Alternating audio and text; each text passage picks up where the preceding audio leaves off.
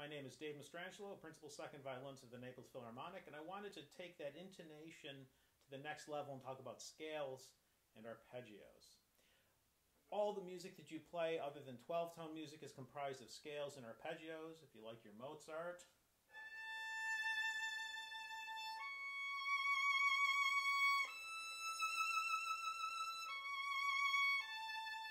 arpeggio,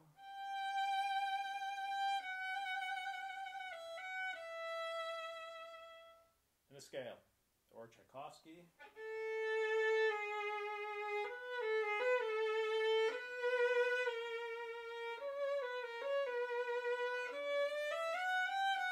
all scale, a little arpeggio. Scales and arpeggios for everything. For me, the book, the handbook of scales and arpeggios is this one. It's called Elizabeth Gillel's Daily Exercises for the Violin. It's how Leonid Kogan used to practice the scales and arpeggios. And daily, this is something you need to do every day. This is what I do before I play anything. I take some time at the very beginning to do scales, arpeggios, and double stops. We're just going to talk about scales and arpeggios today. And for today, we're just going to talk about 3-octave scales. I'm going to take you to D major, which is the lowest 3-octave scale that we can do. All right, it's very good, by the way, to do 3-octave, like I said, and 4-octave. You got to be able to play to the end of the fingerboard. The rep is written that high. We have to be able to play that high. All right, so I'm going to take the scale apart very slowly first, and then show you how I practice them. So we start in 3rd position, 2nd finger, right? Have to know your finger patterns. So I start at right, half step to go back to the leading tone. Whole step, all whole steps, shift. When we shift, we put the shift on a note, right, on a slur, excuse me, and we do it slowly. May want to practice it a couple times. Right, half step, shift, whole step, shift. And we always finish scales with a 4-4, because at the top end, as high as we're going to go on the fingerboard, there's not enough space to do a 3-4. The notes are too close together. You may want to practice that up and down a few times, just to get used to the distancing, because you're kind of close. Coming down, shift to 3. Practice the shift. And I shift again.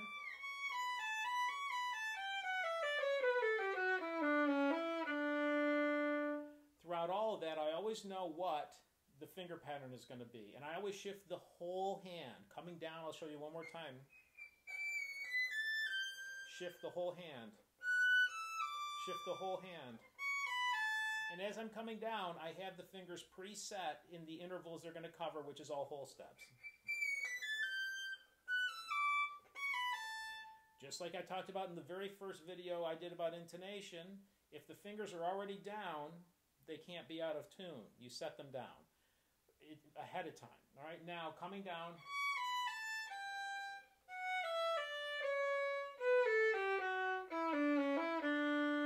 Those places I already have the fingers preset, right? That's the idea. On a descending scale, as much as possible, have the notes preset in the correct finger patterns, whole and half steps, and you'll be in tune.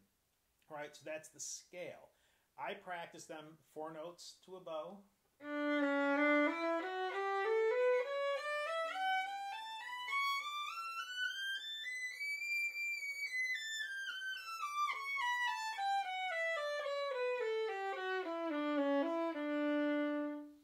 Now we want to add some velocity. We do it by adding number of notes per bow. Always in multiples of 4. That's why I add the turn at the beginning and at the end. 8 notes per bow.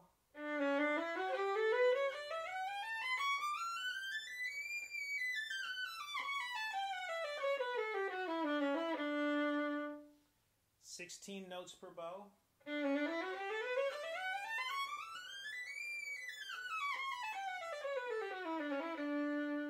And 32 notes per bow.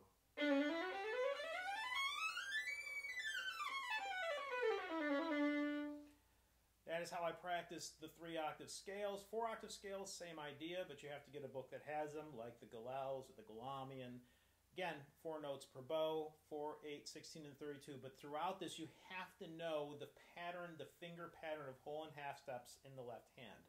Now, I'm going to slowly take you through arpeggios, right? I use the same sequences in the Carl Flesch, right? And you'll hear what they are. So we start with the minor arpeggio. So you got to make sure 4 is low. The third of the chord determines the tonality. Has to be either very low or very high. So minor, shift. I repeat the top because there's a weird stretch. Now throughout this, in the middle,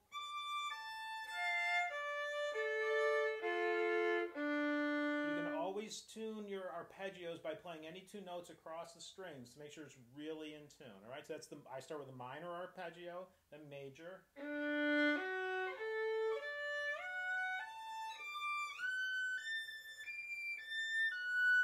Repeat the top.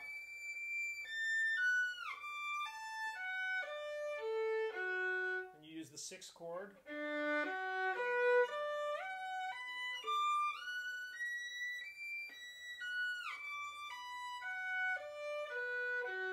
Major 4 chord.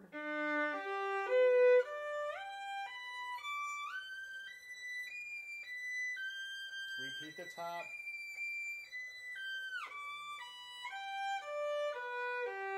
The minor 4 chord.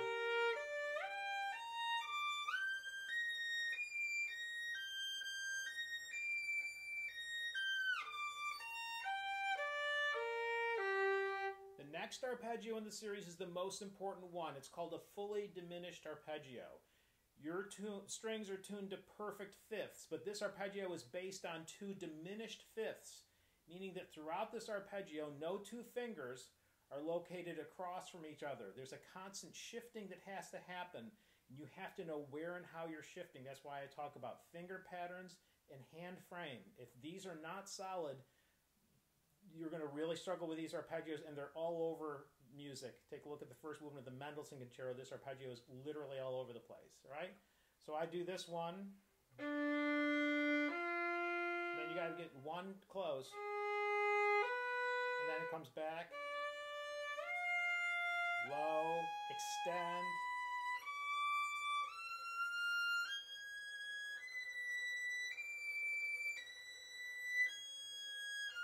Shift the whole hand.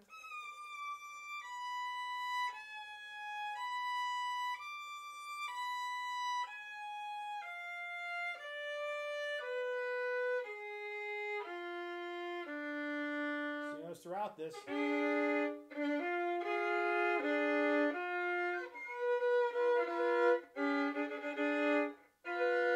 those are the 2 tritones that arpeggio is based on. You've got to do this one slow. You got to make sure it's really in tune. The last one is the 5/7.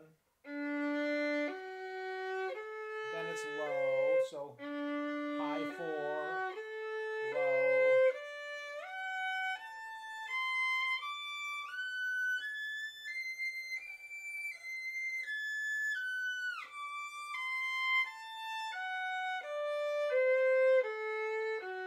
And we go to the G, because the 5/7 is always always harmonizing up to the next key in the circle of fifths. So let me show you how I do that just in practicing it as a sequence. Is like this: 3 notes per bow, because it's just this arpeggio with the 3 octaves. It works out.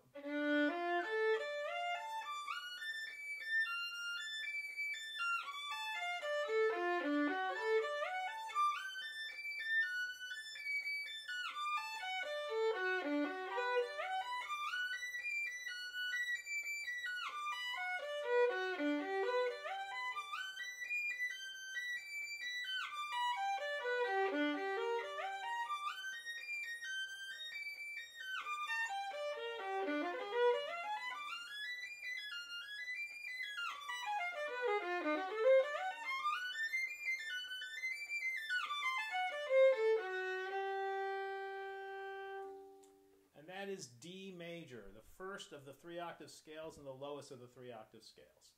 So what you have to do for this is get yourself a good scale book. Like I said, I use the Gallels, hard to find. If you can, it's great. You can use Carl Flesch, you can use Galamian, you can use Barbara Barber, any one of them, but it's crucial that you always start your practicing doing scales and arpeggios in the key of the piece you're going to be playing. If you're playing a piece in D, don't warm up in C. It makes no sense, all right? So those are scales and arpeggios. I'm going to do one more video for you guys about double stops, sort of the last stage in intonation. Good luck.